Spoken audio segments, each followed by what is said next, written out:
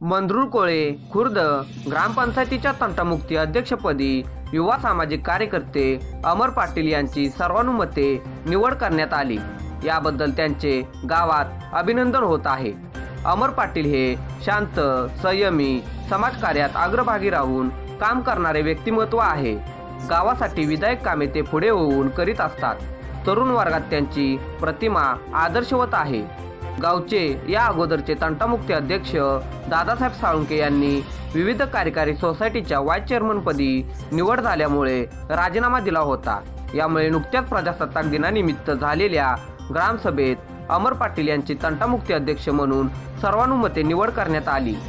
निवडीनंतर अमर पाटील यांचे तालुका काँग्रेसचे नेते हिंदूराव पाटील, युवा नेते अभिजित पाटील, नितीन पाटील भैया, सरपंच सतीश कापसे, चेअरमन सुभाष पाटील, पोलीस पाटील, विजय लोहार, व्हाईस चेअरमन दादासाहेब साळुंके, तसेच दत्तगुरु मंडळ, चेतना मंडळ, हनुमान मंडळ, विश्वनाथ तरुण मंडळाच्या कार्यकर्त्यांनी अभिनंदन केले।